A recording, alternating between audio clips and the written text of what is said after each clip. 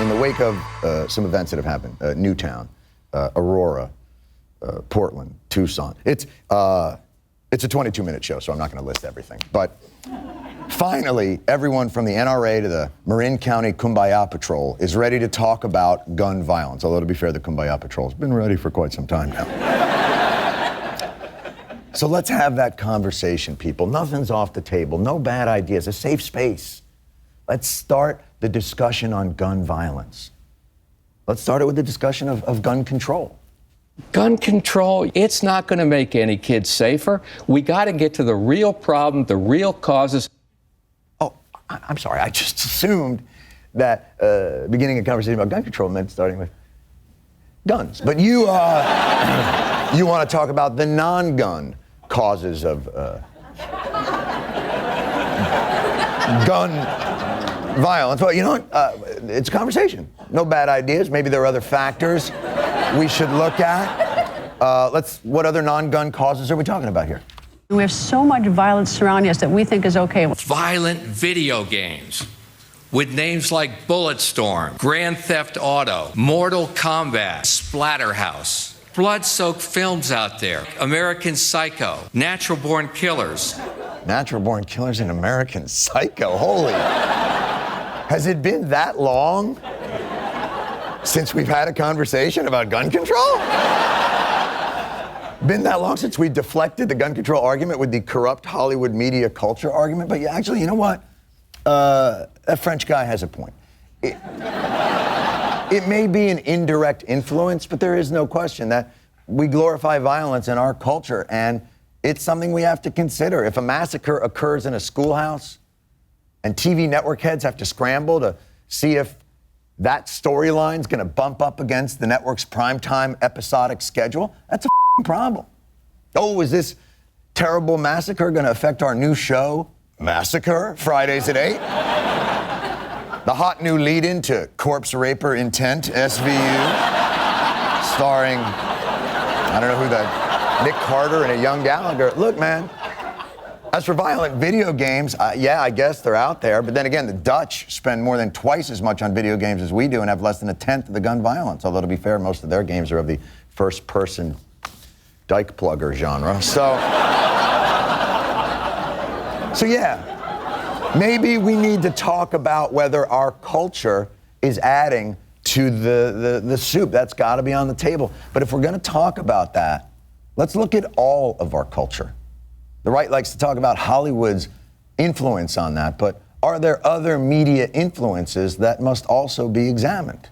Are there terrorist cells in your neighborhood? The new Black Panther parties outside a polling place. These Sharia mosques have become the command centers for terrorism. The end of capitalism in America. We're 4 years into tyranny winning. This is indoctrination of kids. If you live in the East, may I recommend get the hell out of the East. It's going to be Armageddon. Your religion is going to come under attack. If Obama's reelected, this country's over. I'm not sure what happened. I'm sorry. I blacked out in the middle of that and woke up with an AK in my hand. I don't know. Or whatever this is. I'm sure I'll get letters about what this really is. Which is plastic, is what it really is. But it brings us back to the more direct issue of guns. Gun control doesn't work. Or not. I keep forgetting. What else? We have a mental health system in this country that is completely and totally collapsed. Okay. Again, 100% correct. Thank you, Wayne LaPierre, for bringing this up. We closed the mental institutions in many respects, and now our mentally ill live on the streets or are in prison, and it is untenable, and it is up to us to help them find compassionate, proactive care. This is what we have to address in our mental health system. I'm assuming that's what you mean. We have no national database of these lunatics. Or that. I was going to say compassionate, total care of mental illness or a lunatic database. Although, isn't that what the internet is? Isn't that a national lunatic database? What would be the criterion for the lunatic database? What are the kinds of things you would say to get on it? Americans don't want to be added to that pile of dead people that have been left defenseless by the UN policies.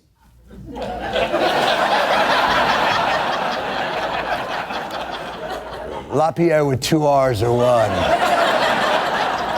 Look, I don't want to kill a conversation before it starts. Yes, mental health care absolutely has to be on the table, has to be improved. But someone's always going to slip through the cracks. And our mental health problem leads to other problems. Crime, guns, violence. Ultimately, we don't have a crime problem or a gun problem or even a violence problem.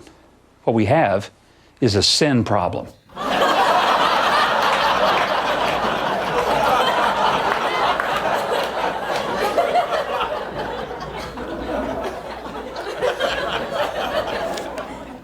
Is this about me masturbating? Is that what this is about? Look, I didn't know that was considered a national issue. Look, we can dance around the issue all we want. We can blame movies or video games or the mentally ill or God, and we do have to it's a complex problem and all solutions have to be on the table, but it is time we talk about guns. I don't want to do this. I don't want to do this gun control discussion right now. There's a day, a place, and a time for all that. It's today, right now. We'll move to something slightly more mainstream. Universal background checks. Obviously, we have some background checks. It's how encompassing you do it. Do you do it for one father selling to a son or another relative? How do you cover everything? I think that's the issue. And also the extent to which you have private sales on Sunday between relatives. Look, I'm not going to pass judgment on a culture which is clearly somewhat foreign to me, but is that really how it works? Sunday is family gun swap day? Is that how it goes? Because I gotta get out more. Anyone else have a reason? When it comes to background checks, let's be honest. Background checks will never be universal because criminals will never submit to them. Good point. Let's pass laws that only criminals will immediately obey. Let's do that. Hey, what's this thou shalt not kill? You know, murderers are just going to bypass that. They'll find a way around it. I mean, I just don't know who to trust here. I mean, I know the main lobbyist for gun manufacturers has a unique insight and expertise into whether background checks really work. But just for schnicks, let's ask someone else. You, guy dressed up like he's fresh off the set of The Wire. What do you think? Background checks work. Says you. Baltimore County Police Chief. Back it up. They stopped nearly 2 million prohibited purchasers between 1994 and 2009. Extending a background check to all firearms purchases can easily be implemented, and it should be, without delay. Well, you say that, and they say it doesn't work at all, so let's teach the controversy. So humor me. Let's say for a minute, background checks will work. Any other reason not to do it? I just don't think law-abiding people want every gun sale in the country to be under the thumb of the federal government. Except that literally almost all of them do. Including 93% of Americans and 85% of people living in a household with a member of the NRA. In fact, I know a gentleman who makes a pretty wonderful case for universal background checks. Let's talk about what's reasonable and what's not.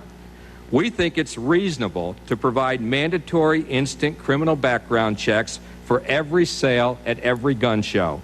No loopholes anywhere for anyone. Wow. Background checks used to be supported by 100% of Wayne's LaPierre. By the way, that might have been the last time Wayne LaPierre said, "We think it's reasonable," and followed it up with something actually reasonable. It turns out the only amendment we've been able to constrict in the post-Newtown world is the first. Yeah. I find it so incredibly ironic that its proponents think these weapons are a problem in the hands of law-abiding citizens, but apparently see no problem with the same weapons being glorified in Hollywood movies and video games, where the game is interactive, violent, and you are literally shooting at people. One, in video games, you are not literally shooting at people. What you're shooting at is a series of zeros and ones that are organized into a two-dimensional representation of a The three-dimensional. I guess I'm not considering the real-world consequences of checking to see if someone buying a gun on the internet is a convicted felon who moderates a Charlie Manson message board. Hey, guys, come on, let's not get off topic. You know, you want to talk about Live with Kelly and Michael, that's a different board. You got to keep the conversation here Manson-related. In my opinion, adopting mandatory federal government background checks for purely private transactions between law-abiding citizens puts us inexorably on the path to a push for universal for a federal registry. But my colleague hasn't detected any move of that as of yet. It is not currently proposed, but if the bill that is being considered were adopted, it would put us on that path. What about the path we are actually on now? I believe it's at the corner of Carnage Road and Bang Bang Boulevard. You're saying we can't turn off because the exit ramp might merge into a government registry off-ramp that could, if you go far enough down, end on, I don't know, Stalin Avenue or Hitler Way, or worse, the LIE, which really is bad. But nothing embodied yesterday's cynical exercise in disingenuous debate more than this next line of argument. I believe we should not restrict transactions between law-abiding citizens, especially when we will not prevent such transaction between criminals. We ought to recognize that we can't legislate away the evil that's about us. People who steal guns do not submit to background checks. Right! But people who steal guns do not submit to our rules about stealing. But we still have them. Here's what's so crazy about this. The people in our country who've spent millions of dollars to get elected to a legislative body known as the Senate are making the argument there's really no point in making laws because criminals are just going to end up breaking them. Hey, man, let me ask you a question to all the people in the Senate. Do your doors have locks on them? Because my guess is most criminals don't go, oh, hey, everybody. Locked. Let's go. And you know, if these senators were consistent in their fundamental assertion that evil cannot be legislated against, I would disagree with them, but I don't think I would have the same disdain for them. Because it turns out there are situations where the exact same people are much more willing to infringe upon constitutional freedoms through the power of legislation. We need new techniques in the wake of 9/11 in order to protect us. It's very important that we continue to give our law enforcement community every tool they need to protect Americans. The authority given to the FBI is a necessary change in our laws to combat the war on terror.